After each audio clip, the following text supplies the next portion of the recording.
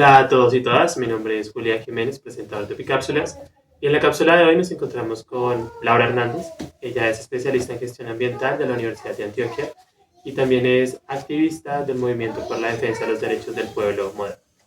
Laura, gracias por venir. Gracias. Y el día de hoy vamos a estar hablando sobre un tema muy importante, de hecho, y es el tema alrededor de que a mí me cuesta como trabajo incluso presentarlo, porque no sé cuál es la forma correcta de llamarlo, porque hay muchos términos, es decir, hay personas que hablan de medio ambiente, hay personas que hablan de ambiente, hay personas que hablan de ecología. Nosotros y nosotras un poco decidimos llamarlo ecología, pero quisiéramos comenzar justamente con una pequeña como y muy corta explicación de a qué se refiere cada cosa y cuál tal vez sería la forma más adecuada de llamar como nuestra relación con la naturaleza. Vale. Bueno, ecología es diferente al concepto de ambiente. Se refiere principalmente como a el estudio de todo eso que compone la naturaleza, que tiene unos elementos naturales o bióticos y otros elementos abióticos que conforman igual como los ecosistemas y toda esa interrelación, ese funcionamiento. Mientras que el ambiente podría decirse que es como más complejo porque responde a diferentes interpretaciones del mundo y de la relación con la naturaleza. Entonces, mientras hay, digamos, una concepción del ambiente más como el objeto de ese entorno, por ejemplo, que nos rodea como seres humanos, eso es una visión, pero hay otra visión más compleja del ambiente que no es este entorno o medio como algo por fuera del ser humano, sino que comprende esa interrelación entre la misma naturaleza, el ser humano con la naturaleza y también las relaciones de poder que existen en la sociedad y que derivan en una apropiación específica del medio, por decirlo así, o del espacio. Vale, justo, y creo que es un elemento muy importante. Estamos hablando entonces de entender nuestra relación con la naturaleza y, y me parece importante como empezar como por ahí, como tú describirías hoy, digamos, la preponderante, la que es mayoritaria, la relación que la mayor parte de la humanidad tiene hoy con la naturaleza, ¿cómo es?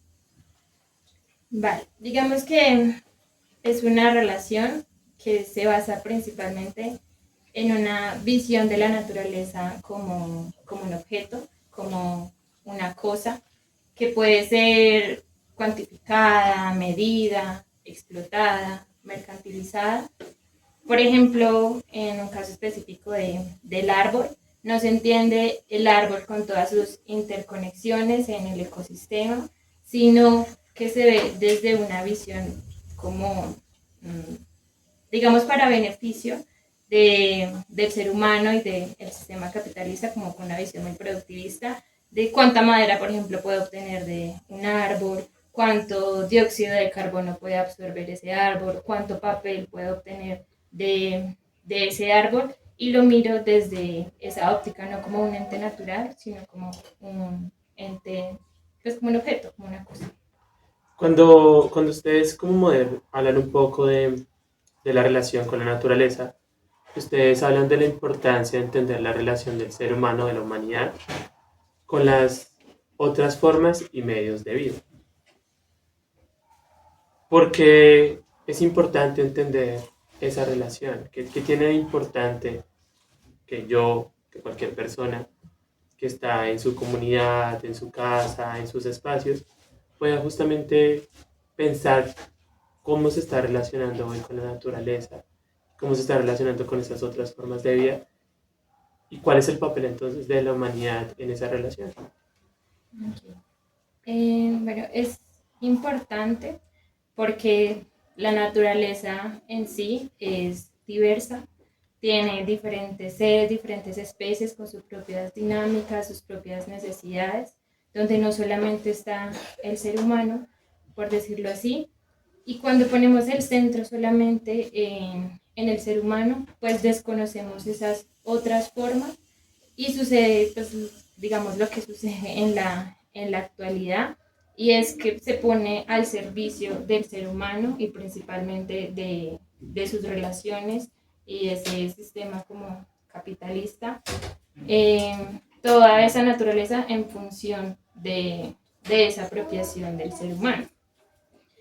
Y eso no tiene como un conocimiento o una conciencia frente a esa capacidad incluso natural de regeneración, sino que pasamos por encima de esa misma capacidad de asimilación que tiene la naturaleza, que tienen los ecosistemas para el desarrollo de la sociedad. Por ejemplo, si yo para construir, no sé, las casas necesito cierta cantidad de madera, cierta cantidad de materiales, y yo hago uso de eso de manera infinita o de una manera que sobrepase esa capacidad que tiene la naturaleza de seguirse reproduciendo, pues voy a terminar atentando contra la vida, contra la reproducción de esas especies.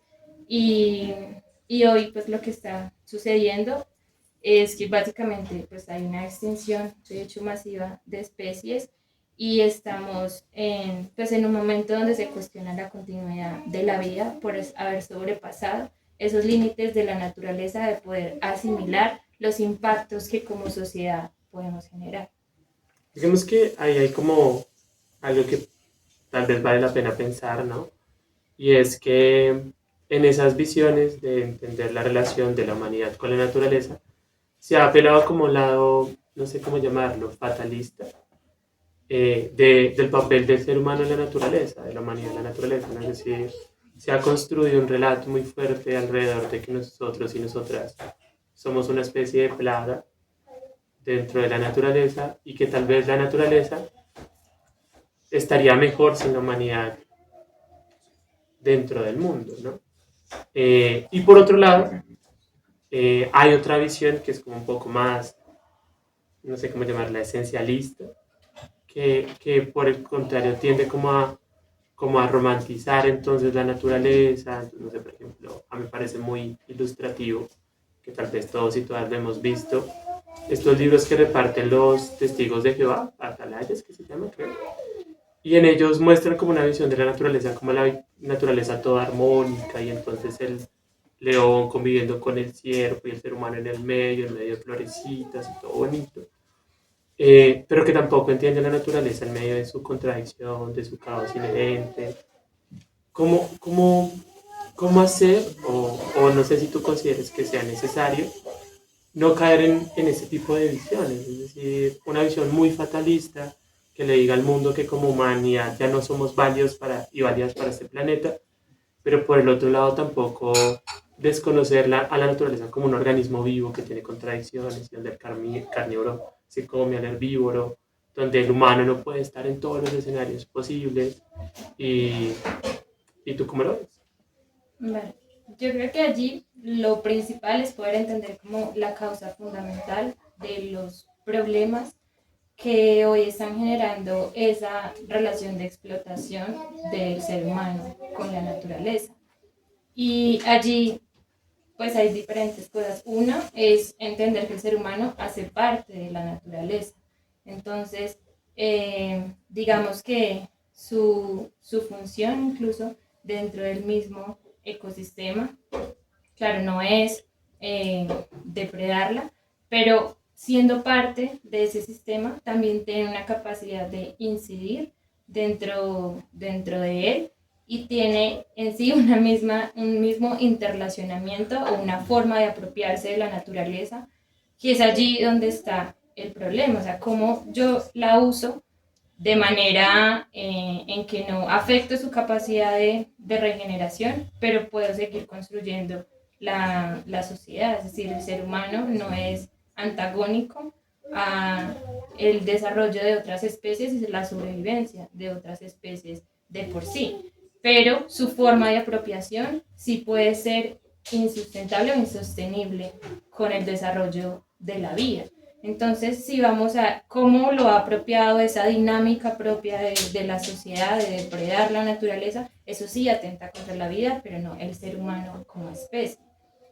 Mientras que la otra visión, pues creo que efectivamente no es una visión real, porque dentro de esas relaciones en la naturaleza, pues necesitamos también de esos elementos para incluso garantizar la vida del ser humano. Es decir, el ser humano para poder construir la sociedad necesita también de otros elementos de la naturaleza. Toda la vida es interdependiente y allí va a generar unos impactos, pero no necesariamente esos impactos pues van en vía o deberían ir en vía de destruir la naturaleza.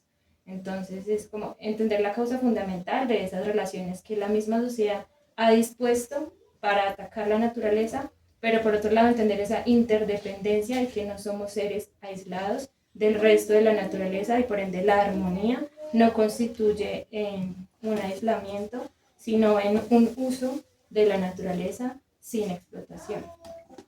Hay algo muy importante tal vez que te ha mencionado en diferentes espacios y es que pareciera un poco que esa construcción discursiva es una invitación como a que la humanidad no avance, ¿no? Es decir, una, tenemos una visión alrededor del desarrollo tecnológico, del desarrollo económico, de diferentes elementos en donde a muchas personas les preocupa, no sé si con justa o no razón, pero les preocupa que efectivamente en el marco de ese proceso de desarrollo económico y desarrollo tecnológico y desarrollo de la humanidad, como que pareciera como si se hiciera una invitación a limitarlo, como que no pudiéramos seguir progresando como sociedad.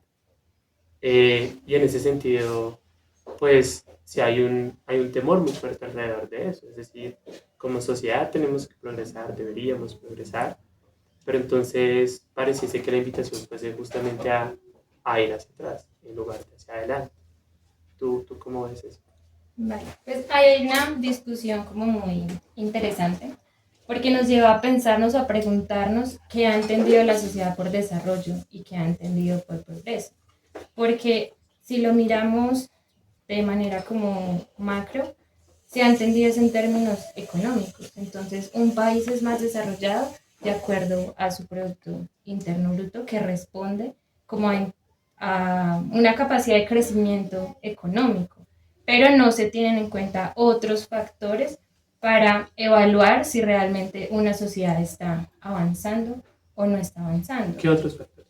Por ejemplo, el nivel de pobreza, qué tan desigual o no, que también puede vivir el conjunto de la sociedad y no necesariamente frente a cuánto se está produciendo y cuánto se está ganando.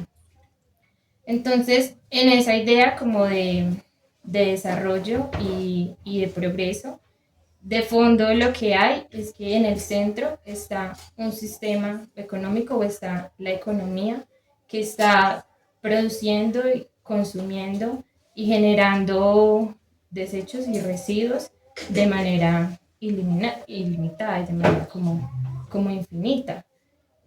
Cuando, pues digamos, la Tierra o el planeta no tiene una capacidad ilimitada o infinita de poder absorber como esos impactos o asimilar, digamos, todos esos eh, impactos.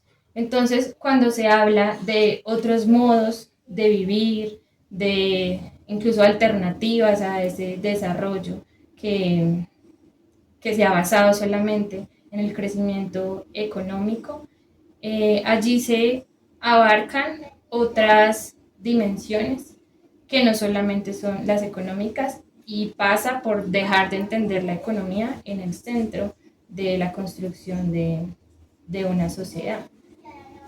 Allí se tiene en cuenta precisamente la importancia pues, de la naturaleza, cómo viven también los seres humanos, cómo se interrelacionan entre sí y es muchísimo más complejo que solamente eh, ponerlo en términos de qué país, por ejemplo, produce más o no produce más. Pero cuando dices no colocar la economía en el centro, no es decir, no colocar, pues la economía es la razón o es un elemento fundamental para sostenernos, para poder vivir, ¿no? Pues comprar cosas, comprar elementos nuevos, desarrollar nueva tecnología. Entonces tú dices, no, la economía no tiene que estar en el centro o el elemento económico no tiene que estar en el centro. Entonces, ¿qué tiene que estar en el centro? ¿Cuál sería como el centro que permita como generar esos lazos o generar una mejor relación con la naturaleza?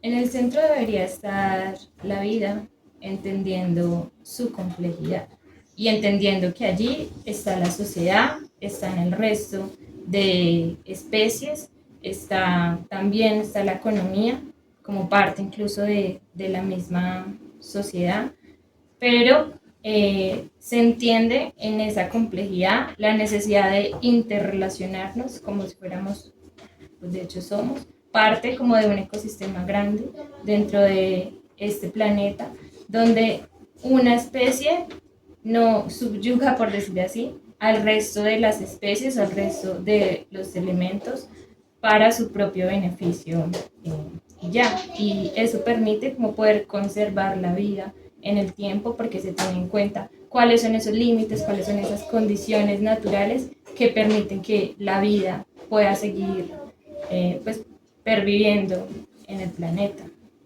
Pero, digamos, vale, colocamos la vida como el centro, ¿no? Es decir, intentamos colocar la vida en su complejidad, la vida animal, la vida vegetal, la vida humana, en su complejidad como el centro.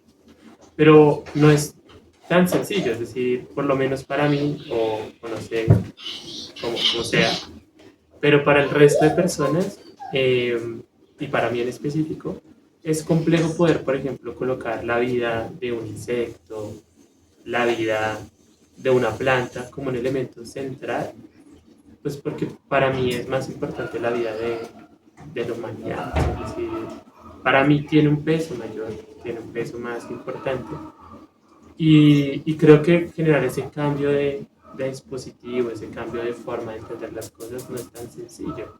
¿Cómo avanzar en esa dirección? Entonces, sí, lo que acá estamos intentando hacer es que sea la vida en su complejidad y no sea la vida solamente de mi familia o no sea solamente la vida de los animales como más cercanos a la humanidad, no solamente los perritos y los gaticos que efectivamente se han convertido como en un escenario también de contacto y se han venido como ganando una comprensión frente al maltrato animal en específico. ¿Cómo hacer entonces para cambiar ese dispositivo? Pensar en otra forma, eso. Vale.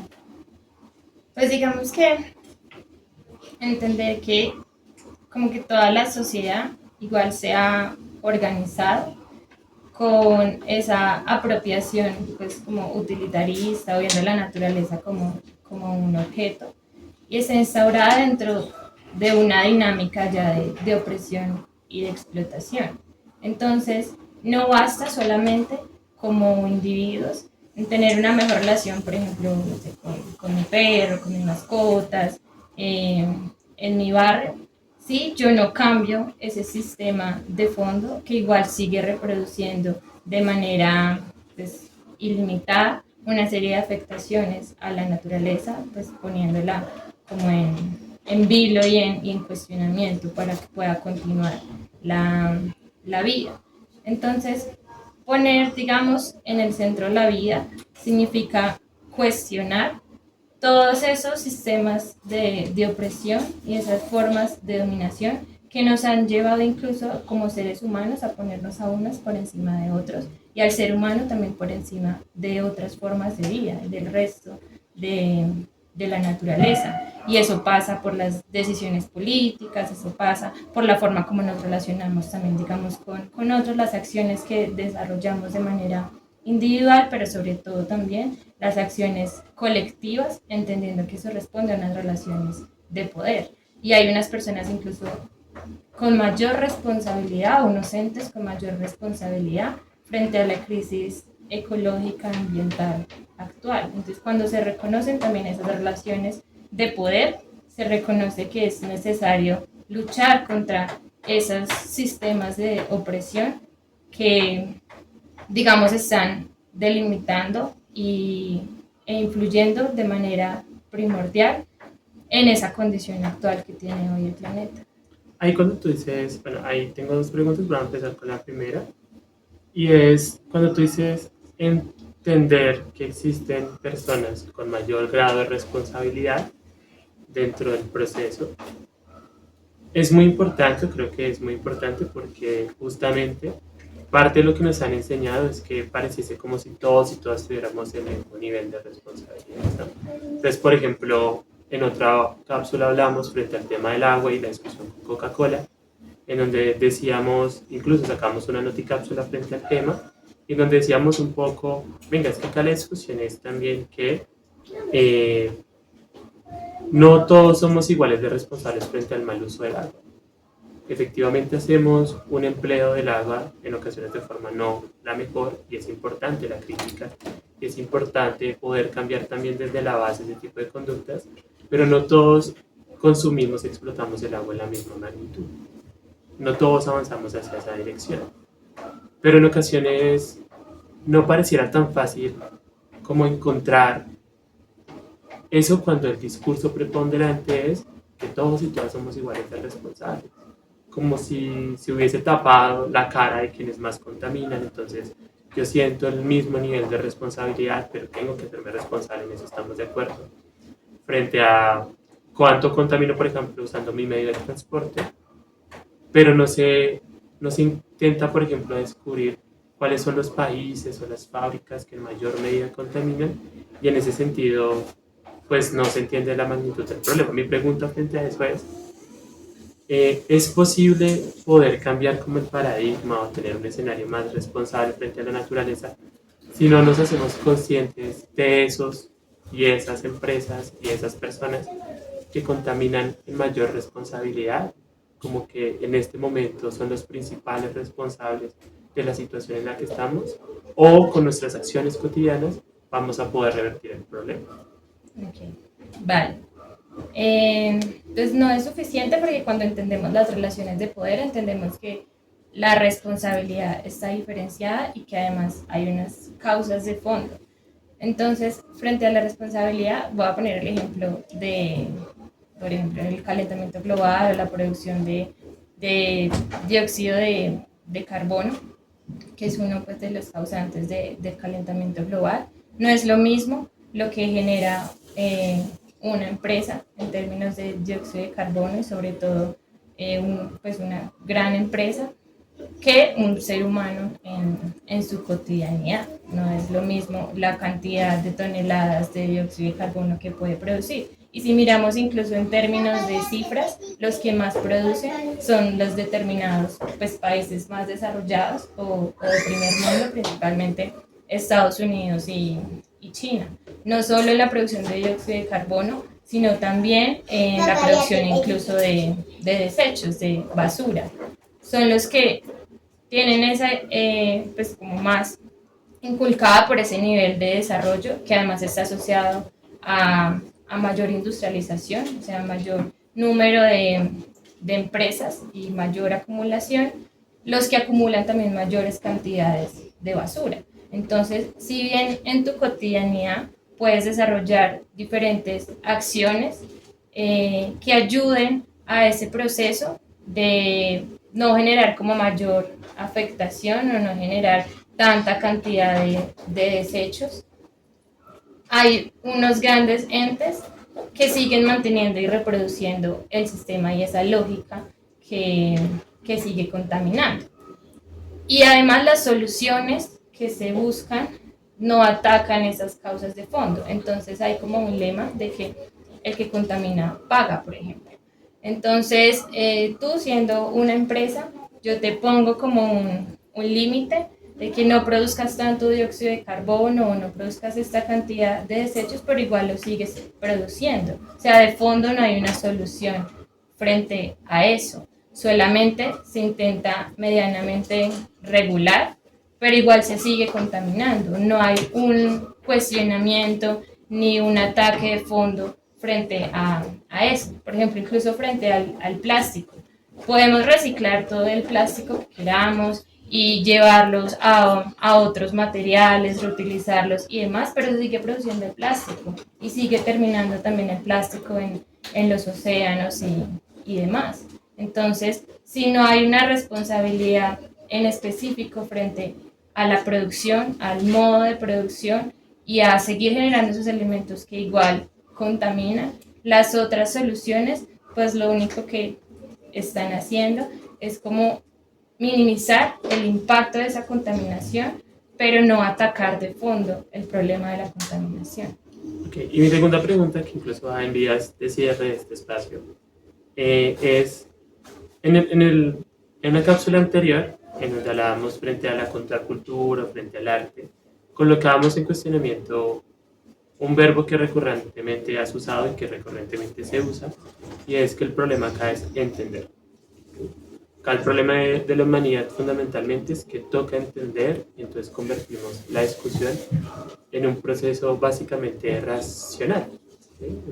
Mediado por la razón. Entonces yo entiendo que estas son las causas del problema y entonces en ese sentido, como medio a partir de la razón, entonces son los principios de la lógica los que van a determinar cuál es la solución aparente al problema, ¿sí? Pero hay una serie de propuestas, una serie de postulados de otras vertientes del ecologismo justamente que plantean la discusión alrededor de que la discusión acá no es solo entender. La discusión acá es un poco más fuerte en términos de reconocer un lugar, por ejemplo, que ciertas comunidades indígenas tienen y es el sentir con la naturaleza, el intentar, por ejemplo, ya no nombrar solamente al animal como perro, gato, sino colocarle, por ejemplo, el título de hermano perro, hermano gato.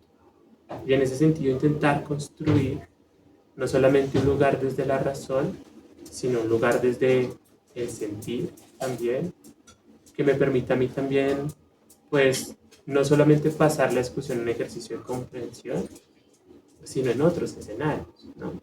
Entonces, como has usado tanto el término o el verbo entender, quisiera saber cuál es tu opinión frente a eso. Creo que efectivamente como seres humanos y como sociedad nos moviliza principalmente el sentir, claro, a partir de unos entendimientos y de la razón, pero allí incluso en la construcción de esas otras formas de vida, entendiendo la diversidad que compete eso, incluso las diferentes formas de relacionar, como las de las comunidades indígenas, distintas, digamos, a las que se pueden dar en la ciudad con la naturaleza. Digamos que cuando logramos empatizar y entendernos dentro de la naturaleza, no de manera aislada, pues eso también nos atraviesa y nos atraviesa las injusticias, nos atraviesa la explotación incluso de otros seres, considerándolos incluso también seres sintientes, que es una discusión frente a los otros elementos de la naturaleza.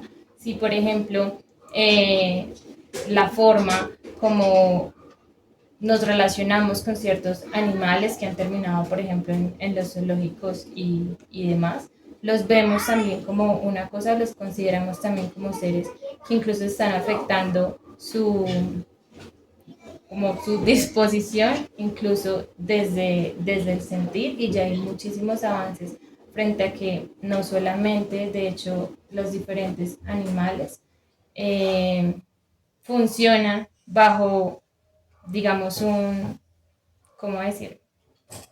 Como un funcionamiento como básico motriz, sino que tienen toda una dimensión también en ese relacionamiento con otros elementos que les afectan incluso emocionalmente. Entonces creo que pues efectivamente estoy de acuerdo con que nos atraviesa el sentir como humanidad y que es un punto importante para lograr transformar y llevarlo a acciones y no solamente a un ejercicio de pensar e incluso reflexionar. Vale. Yo creo que en esa discusión efectivamente hay que como que mirar una serie de elementos muy importantes que tiene que ver, por ejemplo, con eso que tú estás diciendo, ¿sí? Es decir, claro, y es como la posición de esta vertiente que te estaba contando, eh, porque pareciese como si fuese necesario que la ciencia, la universidad nos explicara cosas que las comunidades por su nivel de compenetración con la naturaleza, ya sentían y ya entendían si la necesidad de una explicación racional y científica en la discusión, ¿no?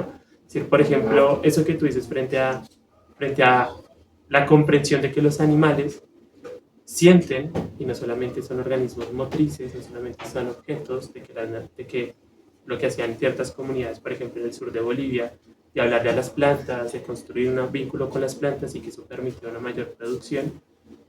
Esa discusión pasa justamente por eso, porque pareciera que si la universidad no nos explica, o hasta que la universidad no nos explique, algo que las comunidades han venido construyendo y han venido desarrollando, sintiendo, colocando en la armonía, la frecuencia, lo principal y no la construcción pues, racional, pues efectivamente hasta que la universidad no nos explique que eso es así, entonces no generamos un cambio para ello. ¿Sí? Entonces creo que es importante que, que eso también quede como un elemento importante para cuestionarnos todos y todas. Y es poder llevar la discusión a un plano en el que realmente entendamos el lugar de la razón como un lugar importante, como un lugar, pero no suficiente para cambiar el paradigma. ¿Sí? No es un problema de entender, no es un problema de comprender únicamente, entender y comprender es muy importante, pero no es suficiente para poder realmente colocar la vida en su complejidad en el centro. Y en ese sentido también la importancia, por ejemplo, que tiene la universidad como un espacio que nos llegue a apropiar los conocimientos de las comunidades y a sacarlos de sus contextos y de sus espacios, sino por el contrario, un lugar distinto en términos de los centros de saber y de conocimiento construidos fundamentalmente en las ciudades. Pero eso, nada. Queríamos como agradecerte mucho, Laura, por tu espacio. En serio, reflexionar, hablar de ese tipo de temas es fundamental, es muy importante. Poder llevarnos como esas discusiones, pensarlas, pero sobre todo sentirlas, poder apagar un poco la razón en ocasiones y volver a conectar con lo natural, poder volver a disfrutar de los paisajes, de las aves, de los animales, de sus cantos, de sus especificidades, no solamente en términos para reproducirlos y colocarlos como en las plataformas digitales, sino en términos de realmente disfrutar de ellos, conectar con ellos, vivir con ellos y con ellos. Entonces, nada, muchas gracias por venir a los y las seguidoras de Bicápsulas. También agradecerles mucho por estar acá, por escucharnos, por abrir su corazón y su mente a estas reflexiones e invitarlos a comentar y a difundir esto. No sé si tú quieras cerrar como con algo para despedir el programa. No, muchas gracias por la invitación. Pues realmente eh, nos lleva a poder como reflexionar en diferentes ámbitos y sobre todo a entender la ecología desde una posición y una acción colectiva que efectivamente atraviesa las diferentes dimensiones del ser humano y nos hace entendernos también como en esa interdependencia de que también necesitamos a otros seres para incluso poder seguir viviendo. Entonces, nada, muchas gracias como por la invitación y también incluso por la reflexión y las aprendizajes.